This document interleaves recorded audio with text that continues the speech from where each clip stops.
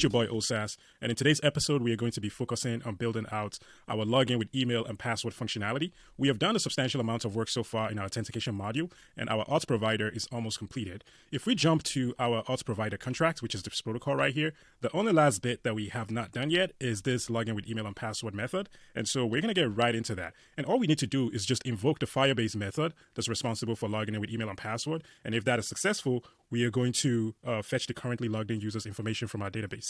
So let's do just that. So the first thing is we need to wrap this in a do try block because it can potentially throw errors. And then we need to get our authentication results. So I'm going to say auth results is equals to auth start sign in with email and password, which is this Firebase method. That's what we're trying to go for. And the email parameter and the password parameter from our function. So this is auth results. I don't know what I'm spelling there. Auth results. There we go. And then the next thing I would like to do is, honestly, I would like to print something. So I would say successfully signed in, successfully signed in. Let me put in the email. So I'm going to say auth results dot email dot user dot email. Okay. And the next bit that we need is we need to fetch the current user information. So if you remember, we already have a method responsible for that. So I'm going to say try await fetch current user info. Actually, I don't even think we need to use try await. Yeah, it's not an async await function. It's the usual closures or completion handler. So we can just remove this try await. Sorry about that, guys. So all we need to do is trigger fetch current user information. And if that is successful, we've successfully signed in our user. And let's see, why is this yelling at me? I guess I can default it to nil. Okay, go away. All right, so now we also would like to console log an error if there's an error during the authentication flow. So I'll just say fail to sign into the account with, then I'll put the email. So I'll just copy this and I'll paste that right there. Boom. So what else? Oh, yeah. I don't have access to the auth result here. So what do I want to do? Let us think for a second. Well, actually, we have the email address here. What am I thinking? The email address is already part of this. I'm just going to say this. Fail to sign into this email. There we go. All right. I would also like to throw an error here if that's the case. So I'm going to go up to our authentication error, and I'll create another case, and I'm just going to call it, I don't know, email login failed.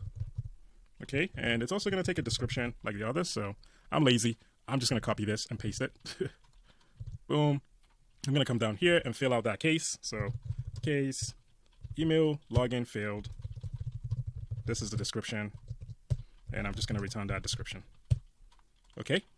So now I'm going to go through that error right here in our login method. So I'm going to say, what do we need? So we're going to throw authentication error dot email login failed, and the description is just going to be error.localized description, which is coming from this catch section of our do catch block. And I think that's all we need to do. So if we jump into our fetch current user info method, let's see what that does. As you can see, it goes to Firebase, it gets the current user's information with this current UID right here, and then it creates a new it sends a new publisher. It sends a new information to our auth state publisher, and just by doing this, our root screen is going to refresh, because remember, the root screen or the root screen model is listening to this authentication state. And so it's going to go from pending to logged in. And once it's in login state, you can already assume what's going to happen. It's going to switch to the main tab view. And so let's test that in action and make sure everything is working. So I'm going to run this in our simulator. Oh, actually, you know what? Sorry, guys, I'm tripping. Well, we need to call this inside of our model. So right now we've done the right things. Our auth provider has the login with email and password functionality working. This is good, but we need to go inside of our auth screen model and actually call this method. So right here, we need to create a login function. So if we go inside of and to get to your auth screen model, I hope you guys remember, you just go into your screens, you go into your authentication folder, and you go into your view models folder. We have our auth screen model right there. So we're going to create another function here. We're just going to call it func. What do we need? I'll just say handle login. So handle login. So we need a handle login method, and it's going to be an asynchronous function. And so the first thing, just like the sign up, we're going to trigger the loading. We're going to say to loading is true, and then we're going to do a do catch block again. Okay, what do we need this time around? Well, because I'm lazy, I'm just going to copy all of this error states. I'll paste it down here because we need that. So I'm going to change this from fail to create an account to fail to log in. Fail to log in, error the localized description, show error is true, is loading is false if there's an error. And then what we need here is we're gonna, just call our auth provider, which is our auth manager, the shared instance, and we're gonna say login with email and password. So we already have an email property. If you come up here, if you remember, it's a published property right there. So we're gonna get our email and we're gonna get our password. Okay. And that's pretty much all we need to do. So remember, this authentication manager is a singleton. So there's only a shared instance. There's only one single instance across our entire application. So if we jump into this login method, like we just defined it inside of the auth manager, once this auth result is successful, it's just going to call this fetch current user method. And once that fetch current user method is successful, it's going to trigger the auth states. It's going to say, oh, this is the logged in user. And that by itself is going to trigger the root screen, which is going to switch to the main tab view. And so that's all we need to do now. Let's run our application now and let's enter our password. I believe our first account that we created was called QA user 1. So let's make sure that is working. So we have our login state. We're going to say QA user 1. I think we said at gmail.com. And I think we said 1, 2, 3, 4, 5, 6, 7, 8 was the password, if I remember. Let's try that and let's see what happens. Actually, again, I forgot. So we did not call the login method, and we need to jump inside of our login screen. So let's go inside of our views. Sorry, guys, I'm just forgetting a bunch of stuff today. Inside of our login screen, you can see our authentication button that says login now does not have any function. So all we need to do is just create a task, right? And then say auth screen model, and then say handle login. And I believe it's an asynchronous function, so we're going to have to put an await in front of it. Now, when we run it, remember the auth screen model is what we were just in, which is this method right here. Actually, let me go back to Xcode, which is this method right here, which is responsible for triggering the auth provider to actually log our user in. So now let's go back and try this. So we're going to say QA user 1 at gmail.com. And I believe the password was 1, 2, 3, 4, 5, 6, 7, 8. Log in. Look at that, voila. And if you look at our console, I'm going to bump this up a little bit. You can see those print statements. It says successfully signed in QA user gmail.com, and that console, that first print is happening inside of our auth provider. If you remember right here in our login, we said successfully signed in with auth result or user.email. So that's it right there. And then the other one that says QA user 1 is logged in, that is firing from our fetch current user information, which is what we're doing here. We're saying the logged in user information we just fetched, we get the username, and we say it's logged in. And as you can see, that takes us into our main tab view, which is our authentication state. The last thing I would like for us to do really quickly is to also test out error state for our login. So I'm going to go back to our settings screen. I'm going to sign out, right? And I'm going to try what happens if I put in an incorrect email address. Do we catch it and do we present that error to our users? So let's try that. Look at that.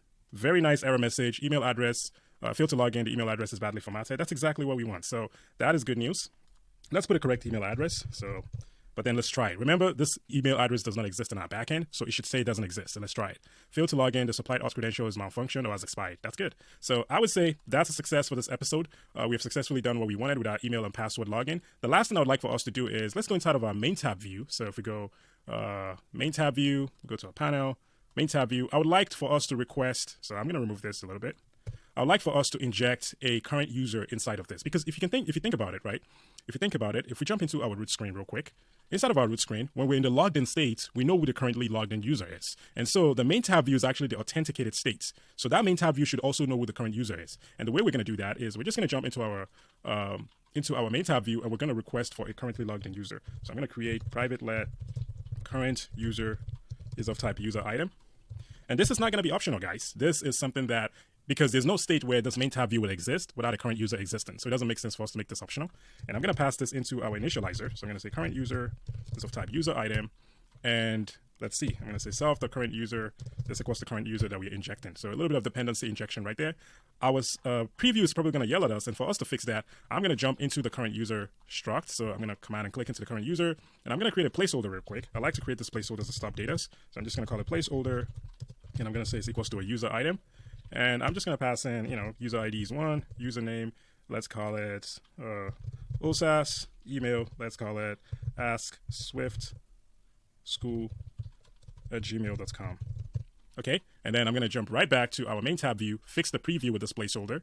So fix item, and I'm just going to put placeholder. And so now we also need to go fix this inside of our root screen, because remember our root screen is what we're calling the main tab view. So this should yell at us, but the simulator is still sort of slow right now. So we're just going to pass in the logged in user into our main tab view. If we run this on our simulator now, we should see the new difference, so the new authentication state. So let's log in again, and it's just QA user 1 at gmail.com. And what else do we need? We need the password, which is 1, 2, 3, 4, 5, 6, 7, 8. and we click login. Look at that, beautiful. And so now each of this authenticated tab items, each of these tab screens will actually have access to the currently logged in user, because remember, the main tab view is the parent view to all of these tab items, all of these tab screens. And so eventually in the coming episode, we can just directly inject the currently logged in user into any of these tab screens. So that's it for this episode. We are pretty much done with our authentication module, and we're going to get right into actually building out our chat. And so what it's going to involve is we're going to have functionality to be able to create a new channel, and then we're going to structure our data and start sending messages, sending photos, videos, and voice messages. So that's going to be a lot of fun. If you enjoyed this video, please leave a thumbs up and subscribe to the channel. It means a lot to me. I'll see you guys in the next one.